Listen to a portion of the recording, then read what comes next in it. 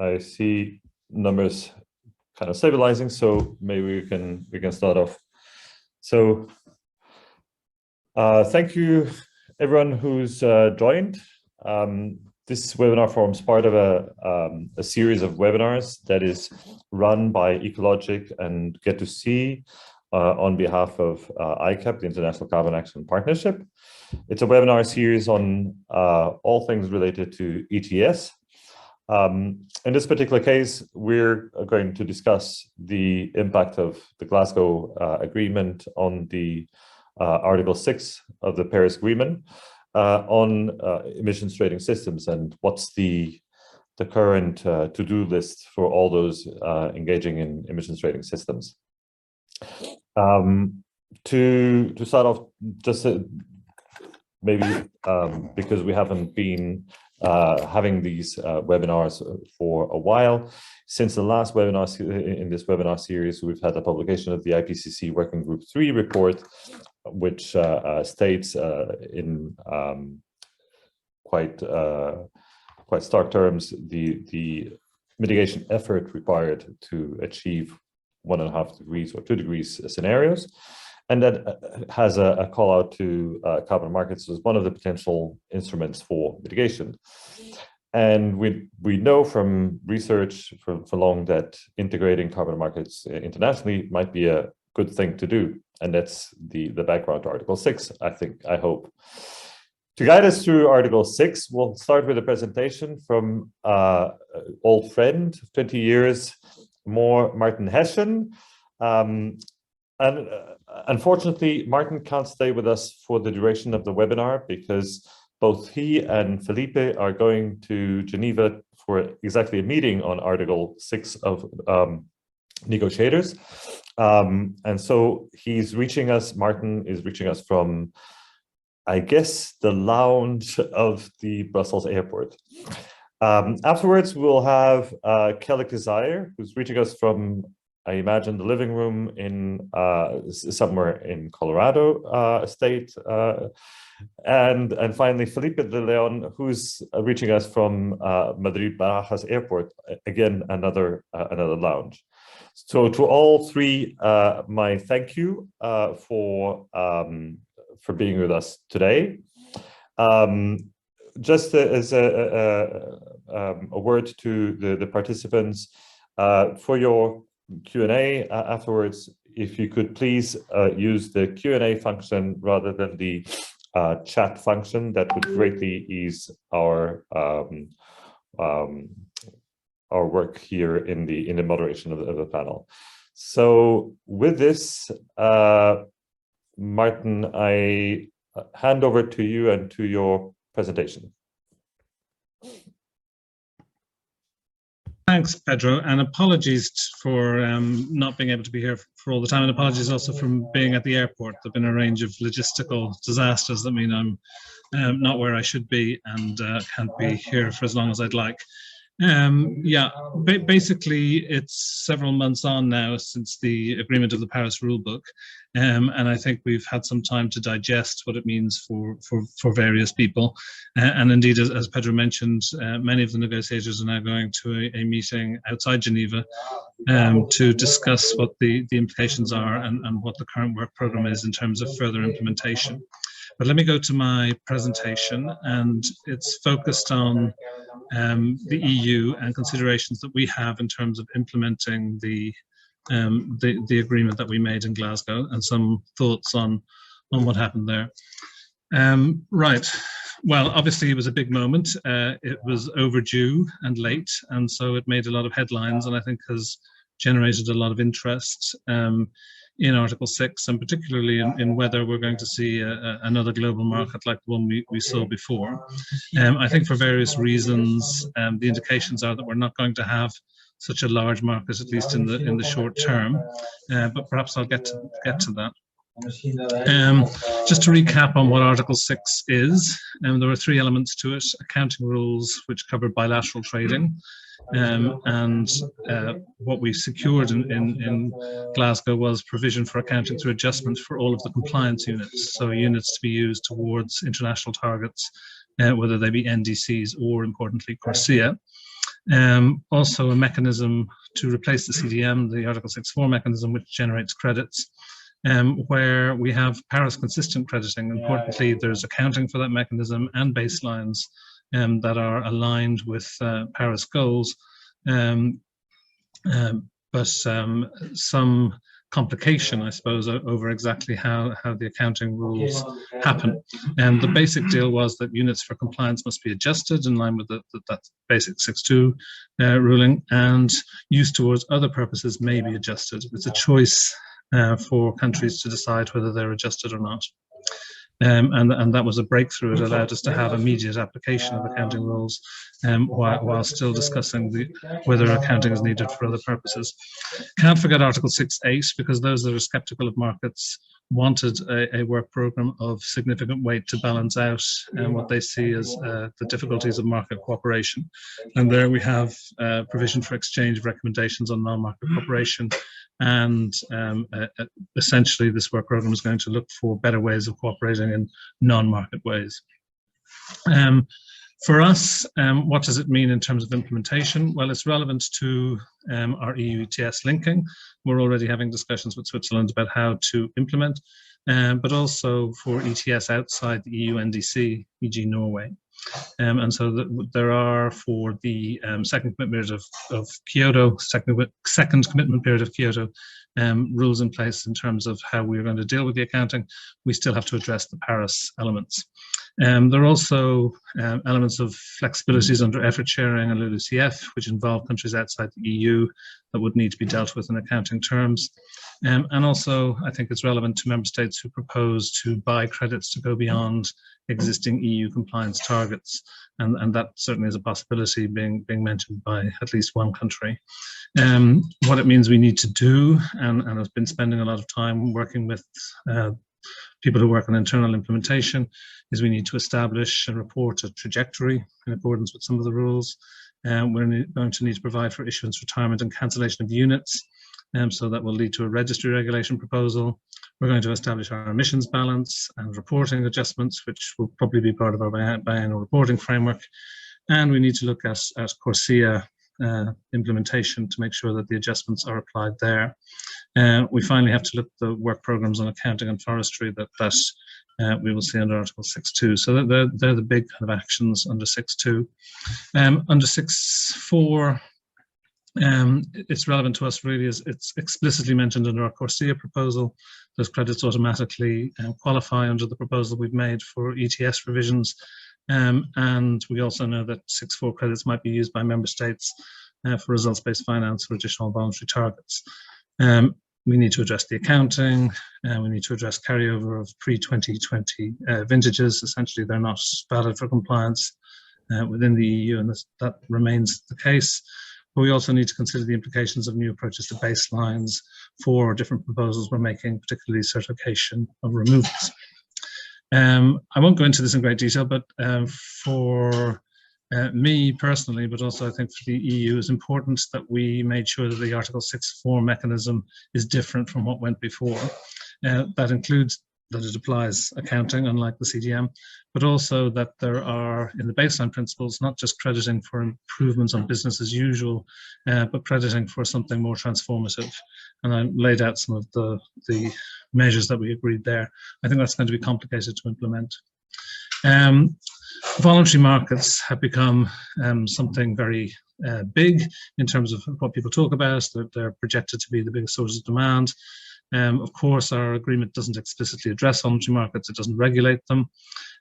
It's clear that Article 6.2 units need to be adjusted, so to get an ITMO under Article 6.2, you will need to have an adjustment attached. But for 6.4, there is that choice. For compliance uses, you can have an unadjusted free unit. But for other purposes, there is a choice as to whether things can be adjusted. And there, I think there's an opportunity for results-based finance, for domestic crediting, but also for the voluntary market. And the voluntary market has different expectations as to whether an adjustment is needed. It's my personal view that an adjustment would be needed, but I know it's an ongoing debate. And so issues for us in the EU are, should we be helping to clarify expectations with regard to adjustment with respect to particular claims? what is the expectation in the market? How will that be regulated? Next to finally, we get a lot of questions about CBAM. Does Article 6 set a standard for ETS equivalents? To which our answer has been no, it really depends on the price. The CBAM proposal is about equivalence of pricing. Can Article 6.4 reveal a carbon price? Perhaps, but generally speaking, it's domestic demand and domestic measures that reveal a price that would be comparable. Can an Article 6.4 EER be used to reduce the carbon footprint? Again, not as contemplated in the CBAM proposals. These are a range of answers to questions that we're getting about the relevance of Article 6 to CBAM. Finally, you should mention adaptation finance, which is a big win for many countries in terms of use of the market now needs to be on the basis of strong contributions to adaptation finance wherever it comes from. We need to make sure that that's implemented in CORSIA, but also in our own implementation. I think I'll leave it at that. So that was a run through the issues. I'm hopeful that I'll get to questions after. Thank you, Martin. I'm mindful that you literally have a plane to catch at some point. So I'll throw in first a generic question. I don't see any questions open right now, but I'd welcome any questions to your presentation right now from participants. But from my side, perhaps the first question is, you've mentioned that in your presentation, but generically, how do you see the prospects for the use of Article 6 by either the Commission on behalf of the EU or by individual European member states? And I think you mentioned not having expectations that this international market would be functioning or be at the size of the previous CDM market. Just temper our expectations. Yeah, well, I mean, as people probably know, the EU was the major buyer from international markets under the Kyoto period. We at one point were buying up to 90% of the CDM credits that are available. And gradually, or perhaps precipitously, we got out of that market. And I don't think we're going to see something like that from the EU again. Why?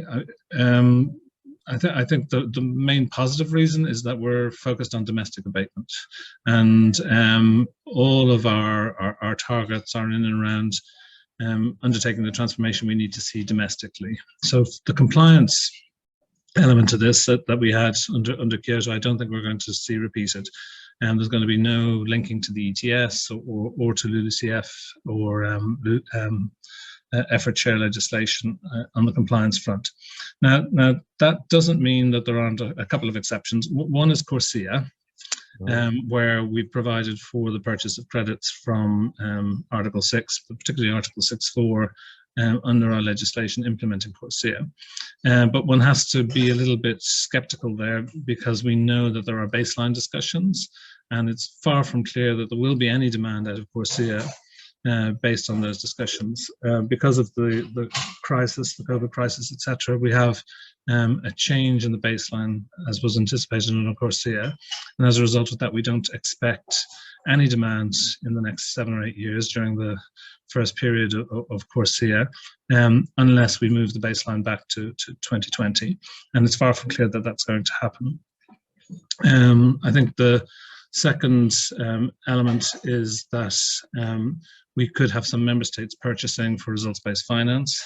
I'm not aware of any major announcements in that area, but I know that there is interest from Switzerland and others. And then just to round it off, forgetting about the EU for a minute, if you look around at who the compliance buyers are and how much there is in the system, you know, I don't want to be definitive on this, but it seems to me there may be 100 million or so a piece for Japan, New Zealand, Switzerland, which is not up in the range of the sorts of purchase programs that we would see before. And then, though we hear a lot about voluntary markets, and they're not necessarily directly related to Article 6, as we've seen. There's a debate to be had about that. They're significant and growing, but I don't think they're in the region of the sorts of demand that we're seeing from compliance markets. So I'm kind of concerned that it isn't oversold. in the sense that we know that we have to implement, we know that it's important that we get the rules right, but without significant changes in targets, without shifts in the baseline, and of course the short-term prospect for large demand, I think, isn't very big. Okay, thanks for that. I don't see for the time being any questions, so we'll keep monitoring the questions case. And I'll move on to Kelly Kazire. Kelly is currently Vice President with the Environmental Defence Fund, where she's my boss, but she's about to leave the Environmental Defence Fund to move on to another position. Kelly, your views on what Martin has presented, and any further thoughts on Article 6 implementation and impact on ETSs? Yeah, I mean, I think one of the most important things that happened at COP26 was just the agreement itself.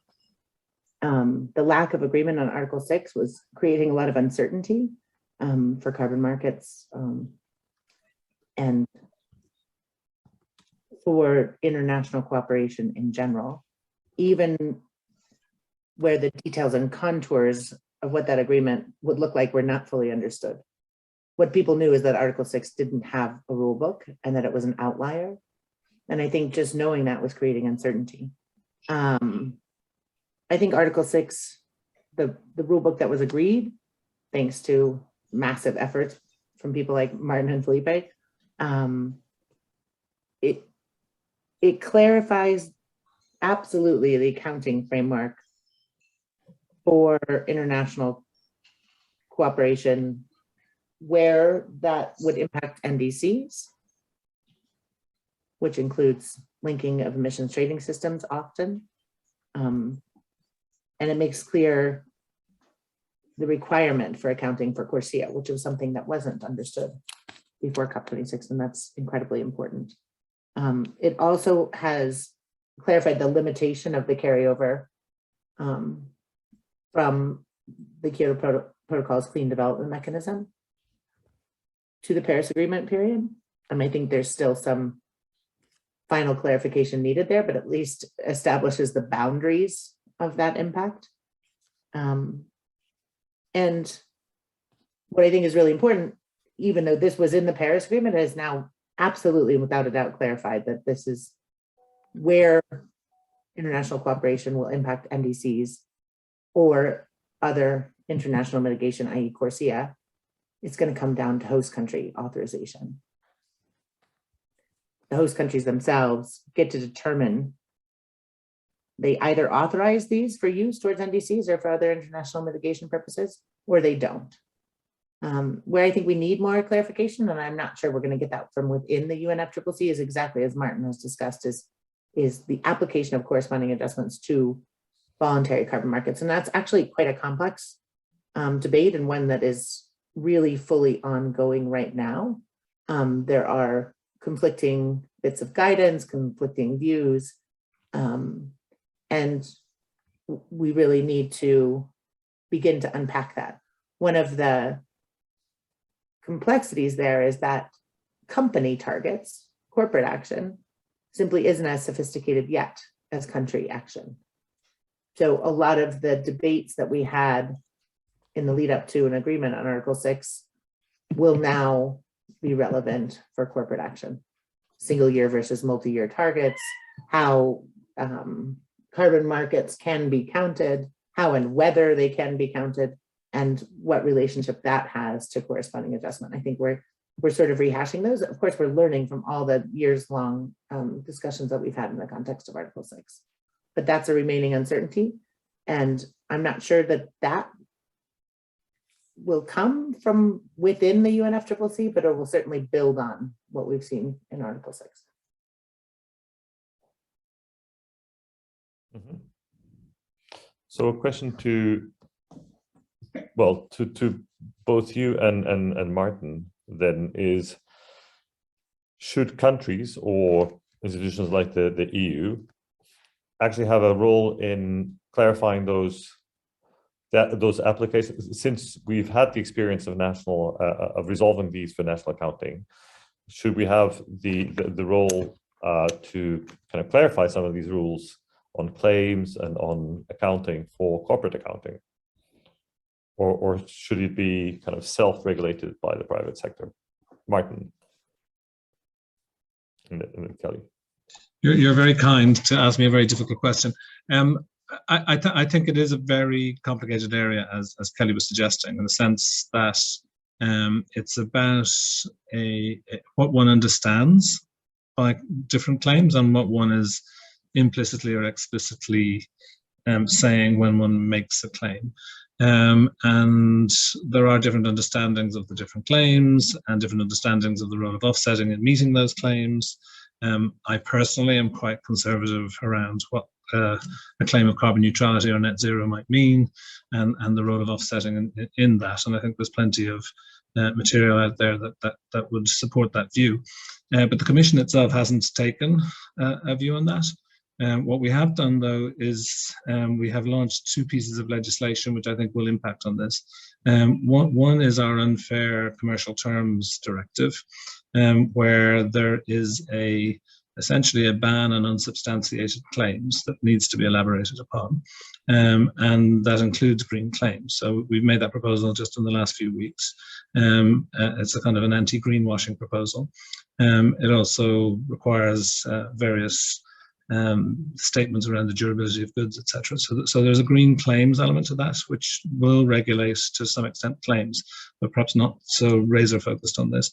The other area is the non-financial disclosure reporting requirements of companies, which is a transparency requirement, but will also, I think, regularize what companies report in and around particular climate-related claims.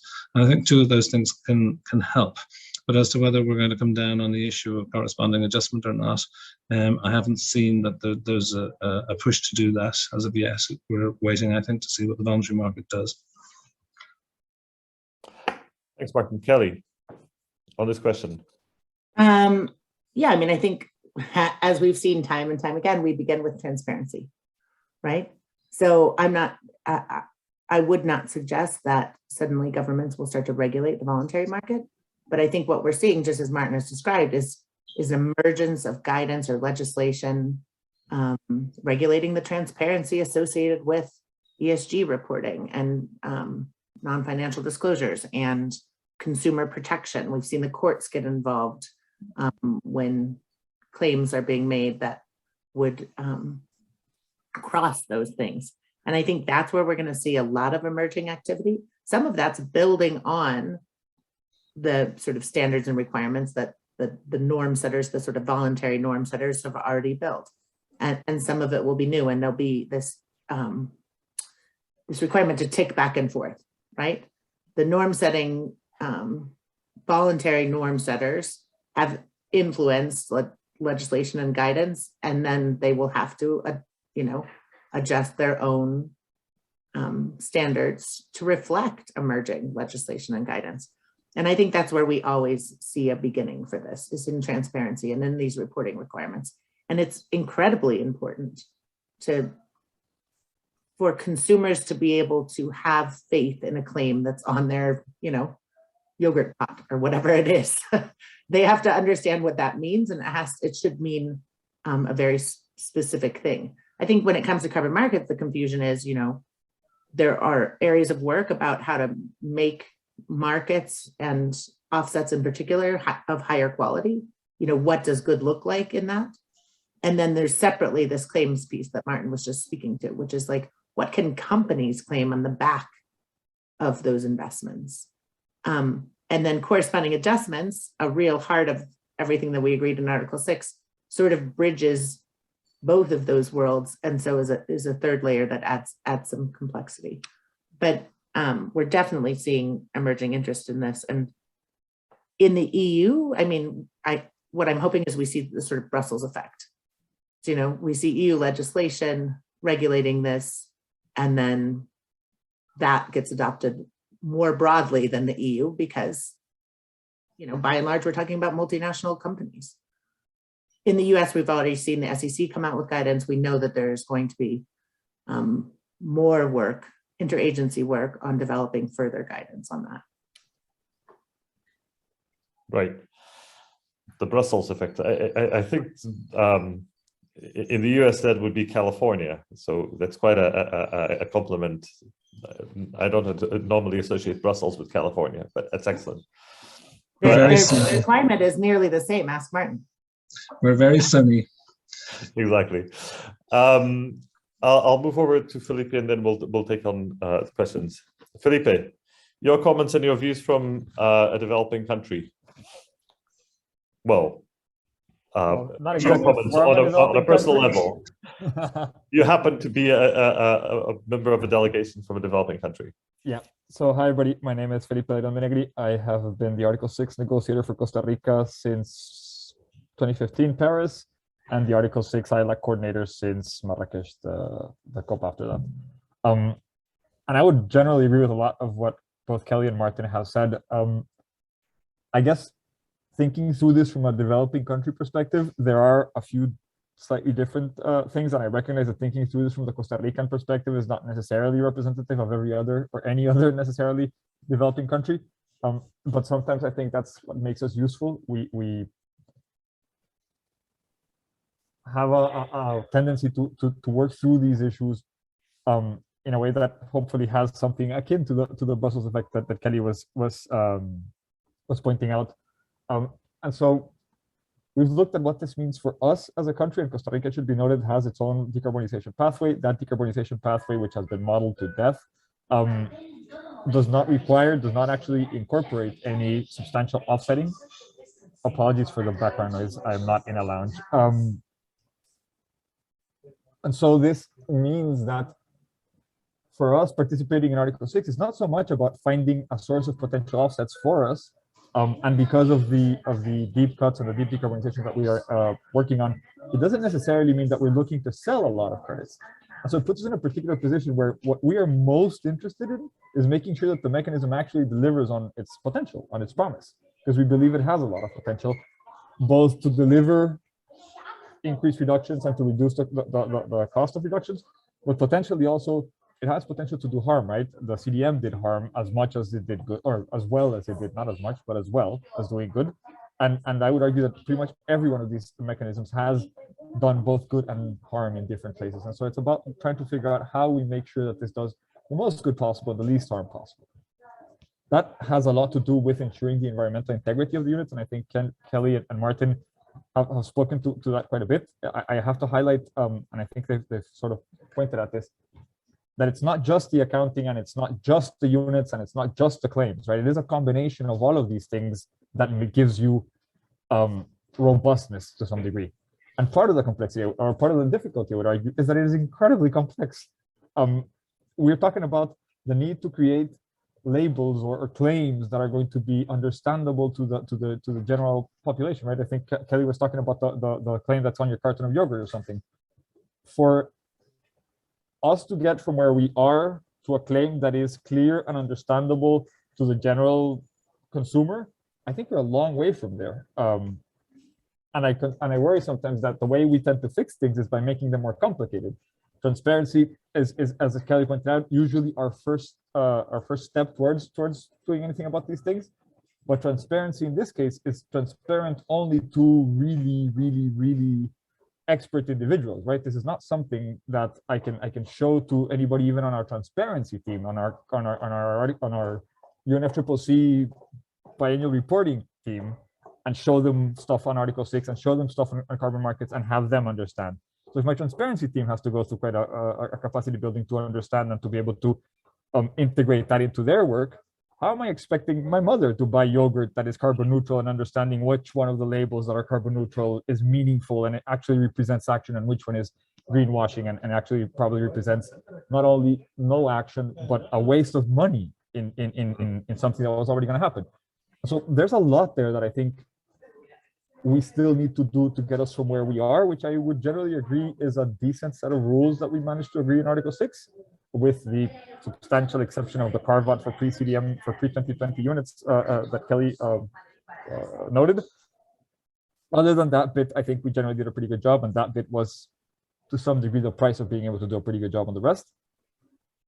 But that won't be enough. It won't be enough to regulate what I have started calling independent markets or independent standards rather than voluntary, because that overlap between compliance markets and voluntary markets is becoming bigger, and there is, in my view, very little left of a clear distinction between one and the other. And it's useful to start thinking about them as something beyond the voluntary markets that we knew before, because they are not the voluntary markets that we knew before. They interact with CORSIA, they interact with our NTCs, they interact with a bunch of other things. That's on the one side. And I'll close with this, which is the other element that I think is particularly important about this conversation about claims and about how we take in the UNFCCC context and make it applicable to a broader spectrum, I guess. And it has to do with understandability at the end of the day, right? This is, in my view at least, where it's not being driven by countries, it's being driven by corporations or individuals that want to be able to claim or to highlight specific progress in their climate goals, right? That is a great, wonderful thing. How do we do it so that we give them rules that are useful today, that drive us to where we need to get, because we are not there yet, that drive us towards towards increased sophistication in private targets, as Kelly was saying, that drive us to a better integration in accounting, as I think Martin was hinting at on the corresponding adjustment bits. There's a lot of very practical work that has to be done, and it has to be done, in my view, very aware that it is not work that we are doing for other carbon market experts. It is work that we are doing to be used by the general population, and it has to be understandable by the general population. Otherwise, we're just making more noise. Thanks. Okay, thanks, Felipe. A hand was raised by Quentin Renard. So let me just, I think I'm allowing you to talk, Quentin, if you can talk now and put your question. Quentin? Hello. Okay, not. Quentin is not joining for some reason. So I actually wanted to, Martin has answered one of the questions on the criteria to authorize or not authorize emission reductions for Article 6. One of the things that I wonder is, your answer is one needs to assess what the sale of abatement contributes to your own long-term mitigation strategy.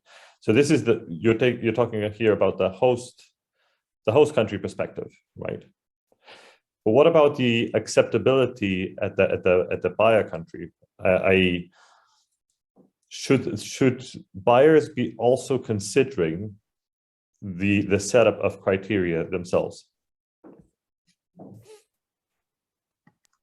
To me? Meaning, should buyers spell out what they think should be the conditions that sellers should put?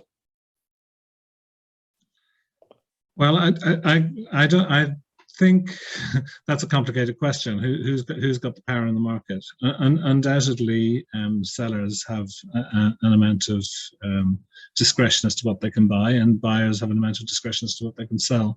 I don't know that I can answer that directly. What I would say is the important thing is that both the buyer and the seller are operating within a constraint. And that's why I answered in the way I did. There's a limited amount of emissions, there's a budget, and there need to be actual emission cuts. So the buyer needs to be aware that they can't offset their way out of reductions, and there needs to be a emission reductions balanced by removals by mid-century. So it's offsetting is not a panacea on the buyer side. And on the seller side, I think that a bit less appreciated is that the seller can also not afford to contract a continuing stream of offsets, given that also there needs to be a pathway to net zero on the seller side. So both are within constraints, and therefore I think both need to consider their own mitigation pathways and whether the use of offsets is going to contribute to that and how. And also what sorts of offset contribute to that, moving from emission reductions over to removals. But those are rather general political points. To make it more explicit, it could be about choosing sectors, about choosing benchmarks, etc. And with that complicated answer, I'd probably have to run away. Okay. Thanks, Martin, for being with us until now. Apologies. Yep. I'm going to try again with Kantan to see if he can speak. Kantan?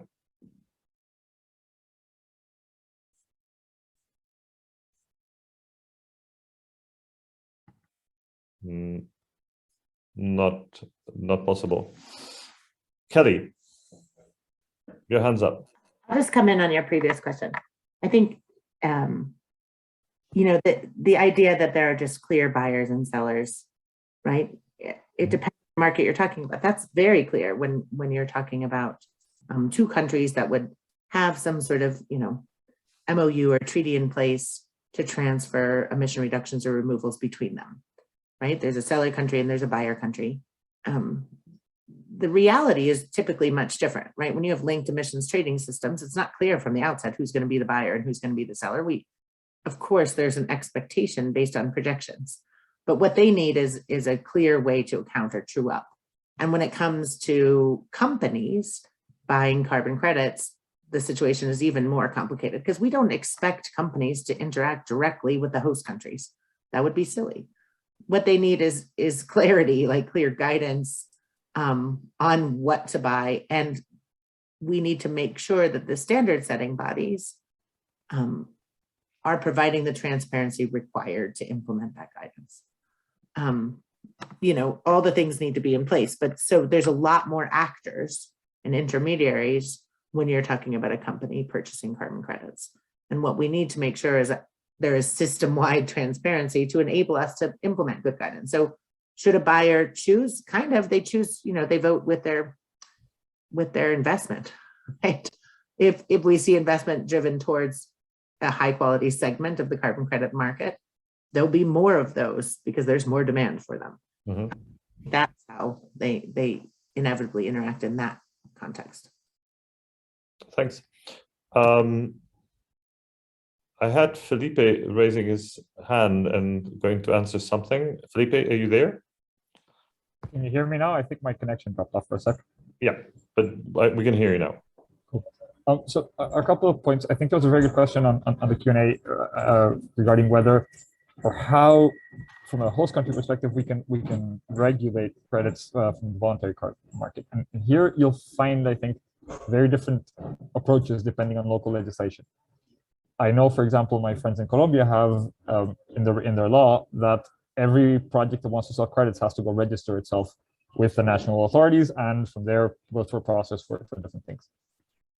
That seemed to me originally as a good idea, and we proposed something similar for Costa Rica, and our legal team came back to us and said, you've lost your minds. You are not allowed to do that, because if you do that, you have made yourself liable for everything being on that registry. And because you have no way of enforcing that, because there's literally no way to do that in Costa Rica, there's no enforceability to that, their very, very, very strong suggestion was that we not do that, that we take a different tack, and that we say very publicly that only projects that have received an explicit approval and that are listed explicitly on a specific website that we're setting up right now, on our registry basically, are recognized by the Costa Rican government, right? So we take a slightly different tack. If you want to know if your thing is recognized, we've given you a very specific, or we will give you soon a very specific place to look at it. But that is really the only way we can do that, because there is, in most voluntary standards, at least pre-2020 voluntary standards or pre-2022 voluntary standards, there's no host party authorization or no equivalent to the letter of authorization that we had in the CBAM. And therefore, there is no point in which project developers contact the government and ask. And if, at least in Costa Rica, if the government is not being asked to provide an approval, it cannot intervene in what is essentially a private transaction. It's a private transaction between two private entities. And therefore, in our legislation, we cannot intervene in that, because that carbon is owned by that private person and they're selling it to, I don't know, Disney World or whatever for offsetting their cruises. That's a private to private transaction. But unless I have a law that specifically allows the government and it specifically sets out how the government can intervene, by definition, it being a private transaction, the government cannot intervene in Costa Rica. So what we can do is say, for example, in Article 6, the country has to authorize these transactions, right? And it has to authorize these specific uses. So we are basically latching onto that authorization request and that approval request and saying, okay, if you come and ask us for this, which you will have to if you want to have a corresponding adjustment, then here are a set of criteria, basically environmental integrity that mirror the San Jose principles on environmental integrity for international carbon markets, and a set of criteria that have to do with national convenience, basically national interest, with ensuring that this is consistent with our NDC, that this helps actually deliver our long-term pathway, and that it adds up basically to what we're trying to get to, right? And so pre-2020 voluntary carbon units, I would argue in the vast majority of cases that developing countries don't really have a lot of leverage to get involved there, unless they have specific legislation or they put up specific legislation to sort that. In the San Jose principles, there's a pretty clear principle: no pre-2020 use no pre-2020 for post-2020. And so for Costa Rica, because we have committed to applying the San Jose principles regardless of what happened in Glasgow, it doesn't really make it very complicated. We're not going to be doing pre-2020 transactions or pre-2020 transactions for post-2020 use. And just one final comment on something that I think Kelly was saying earlier, on how this is not necessarily the case where we can clearly say this is a selling country or a buying country. And I think that doesn't only apply to the independent standards. I think that pretty much applies to Article 6 as well. Again, the example of Costa Rica. We do not have purchasing strategy as part of our decarbonization pathway. What we do have, and so literally Costa Rica has never sought to buy, as a government, as a country, has never sought to buy tons that I am aware of, and it is in no part of our plans. However, we have a national carbon neutrality program through which organizations can measure their footprint or their product's footprint and reduce their footprint and offset at the end and get carbon neutrality seals or recognitions that are specific to Costa Rica, right? And in that context, we found that about half of the companies buy local offsets, and about half, no, I'm sorry, 90% of the companies buy local offsets, but about half of the total tonnage is local and about half is international. There are a handful of very big companies that are also multinational companies and who have their own buying strategies for these things. And so they purchase credits internationally. And so Costa Rica, even though we as a country are not looking at buying, and we as a country don't have a buying strategy, we as a country have had to think through and are still working on thinking through what do these purchases being done by private entities for their own purposes under our program mean for our position in Article 6, right? Do we want these credits to basically be bought and canceled because we want them to be used by the country, or by the company, or do we want them to be bought and transferred to the company to the country can use them? Those have different implications. Those are different implications for corresponding adjustments. You are, in my view, basically paying different bills with that same money, with that carbon credit. And so there's a lot of unpacking to do here, and it's complex to the degree that even a country like Costa Rica that doesn't consider and has never considered buying credits as a country strategy still has to think through what it means to have credits bought into the country because it will happen anyway, because we have multilateral companies, because we have a multilateral economy, basically. Thanks. Kelly, your hand's up, and we have a couple of questions on the chat. So Kelly. Yeah, I just want to say briefly that Costa Rica, as usual, is ahead of the game, and Colombia probably too. But many countries don't even have a process in place to get such an approval or such an authorization or to be listed on an e-register. And I think we just need to be aware of that. That includes the country I'm sitting in. This is not a developing country issue, right? If you are trying to host a project in the United States and you wanted to get authorization, there would be nowhere for you to go. There is no body providing that yet. Right, and maybe on that, I wanted to go to one of the questions put in the chat, which is, will voluntary carbon market projects selling credits without corresponding adjustments to a private buyer abroad count towards the host country NDC, and how can the host country account for those tons of CO2 equivalent.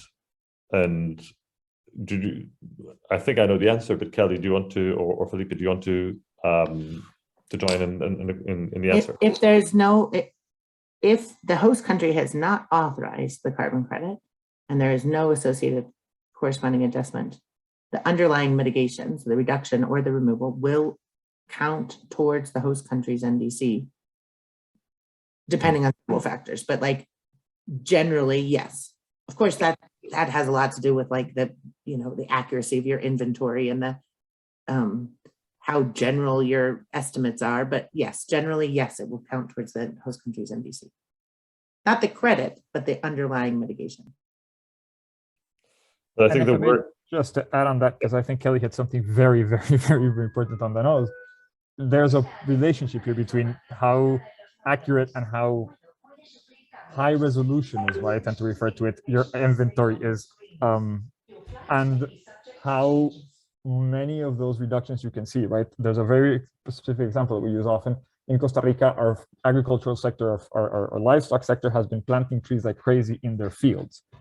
Because of the way our forestry team evaluates the photographs, basically to determine the areas where trees exist, those trees are not counted into our inventory at this point, right? So it doesn't matter how many trees my livestock NAMA puts up in cow patties and cow pasture, sorry, because the way our inventory looks at trees will never show them up. And so again, this speaks to this complexity that has to go all the way down from the country to how the country does its inventory, to how the project accounts or quantifies its reductions, to how those get transacted and to how those eventually get adjusted. There are a lot of places there where you have a lot of conversion factors and a lot of things that have to happen and that have to line up. And this is where I think ultimately the rubber hits the road, right? You will find, I think, some quarters that say, well, we're hitting implementation, what we need is scale, and we need to get to scale quickly, and we need to get the money rolling because we're running out of time. And you find other quarters that are saying something along the lines of, yes, that's great, but if it's not being accounted properly, then it doesn't matter how much money you're moving because that money is not necessarily generating additional reductions. The answer is probably somewhere in the middle.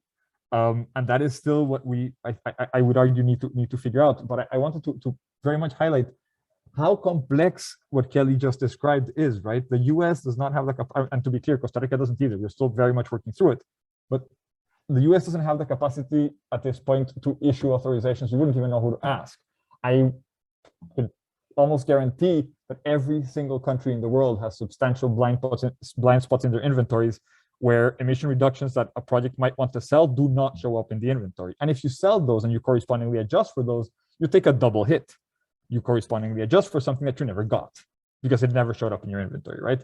So there's just so much complexity that has to be unpacked for this to be done in a responsible, productive manner. And it has to be done in a very... Felipe, I think we lost you. Okay, I lost the last part of that intervention by Felipe. To Kelly, one question that I put to you, you know about the CBAM and you know about Article 6.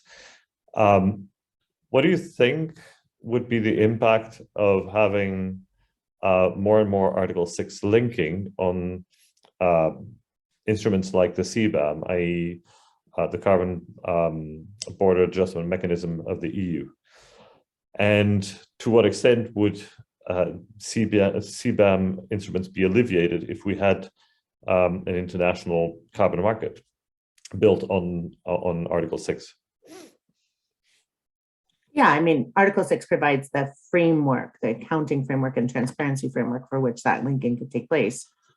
But I think you've almost answered the question in asking it. Like, make no bones about it, when you link your emissions trading system to another emissions trading system, you put those two under the same cap. Unless there are really heavy limits on trading, which doesn't so much work and is very complicated if you have imbalanced trading, but you expand your cap to your linking partners, which means they're taking a similar level of stringency and ambition that you are. So it alleviates the need for CBAM. So, I mean, if we were to really see the emergence of a global carbon market, the need for a CBAM would be eliminated. But then you can, you can start from that level and draw it right back. Between linking partners, you would not need it. And what I mean by those sort of incomplete links where there would be limits, we saw this, there were limits on the use of international credits in the EU ETS. One of the, there were several reasons why the EU ETS price tanked. One of those was the opening of that market to international credits without understanding that that was, essentially an increase in the cap in the EU market. I wouldn't say that was the main factor, but it is definitely a factor.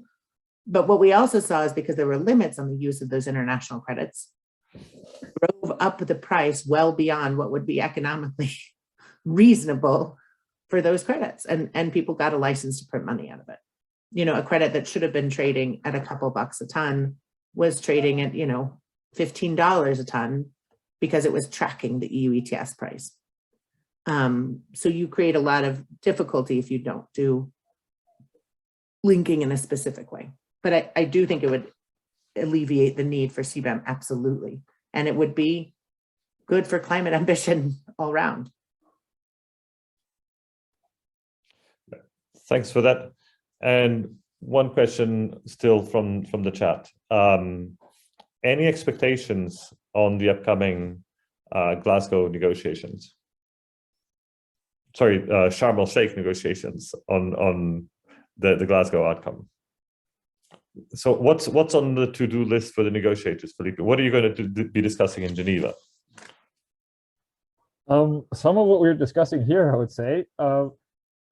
Then there's this whole, I think there's a lot of focus on how we operationalize reporting and review. That is very much the sort of day-to-day life of the integration of these, or the implementation of these rules, right? And so what do the rules that we set up for initial reporting, for yearly reporting, what do the tracking infrastructure that we refer to, how does that actually work and what does that look like? I think that's going to be a huge part of it because it folds into, or it relates very directly to the broader transparency conversation, right? How are we under Paris, and now that Paris is fully enforced, etc. Every country in the world is, and particularly developing countries, are seeing a huge change in their reporting requirements, right?